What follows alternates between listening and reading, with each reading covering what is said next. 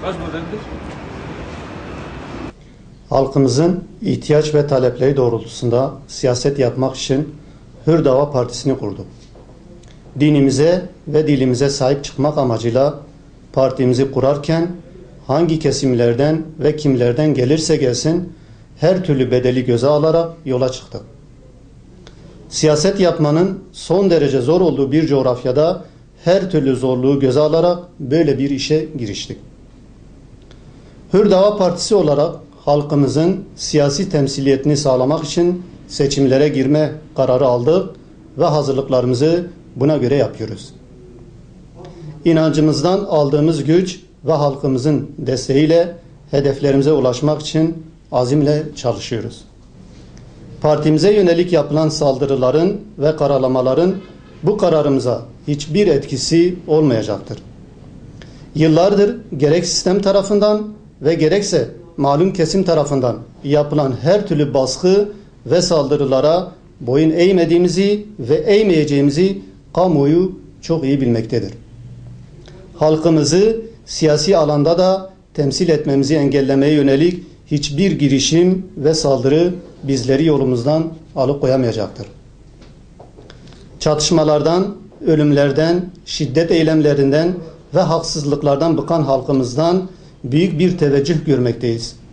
Halkımızın bu teveccühü bugüne kadar halka, sivil toplum kuruluşlarına, siyasi partilere baskı ve şiddet uygulayarak iradelerine ipotek koyanları ciddi manada rahatsız etmiştir.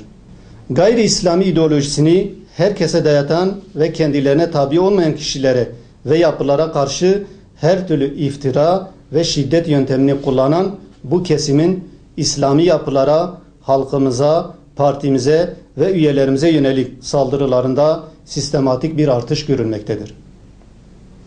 Bizler hiçbir zaman halkımızın zararına olacak böylesi kirli çatışmaların taraftarı olmadı ve buna müsaade de etmeyiz. Halkımızın maslahatını ve geleceğini düşünerek sabırla ve hikmetle hareket edip izzetimizi de muhafaza ederek oynanan oyunları boşa çıkaracağız. Burada en büyük sorumluluk provokasyon peşinde olan saldırgan tarafı temsil eden kişi ve kurumlara düşmektedir. Bunlar halkımızın evlatlarını birbirine kırdırtacak tutum ve davranışlardan uzak durmalıdırlar. Telafisi imkansız hadiselerin meydana gelmemesi için sorumluluk almalıdırlar. Sorumluluk almaz ve sorumsuzca davranmaya devam ederlerse olacakların vebali altında kalacağı ve halkımız tarafından affedilmeyeceklerdir. Kürt halkının İslami ve insani haklarına kavuşması için ayrışmaya değil, daha fazla birlik ve beraberliğe ihtiyaç vardır. Allah-u Teala'nın izni ve yardımıyla Batman'da partimizin tanıtım çalışmaları kapsamında gitmeyeceğimiz ev ve görüşmeyeceğimiz kimse kalmayacaktır. Halkımızı evlerinde ziyaret edip Batman için neler yapılabileceği, istekleri ve beklentilerinin neler olduğu hususunda kendileriyle istişare edeceğiz. Batman İl Teşkilatı olarak sadece Batman'a hizmet için varız.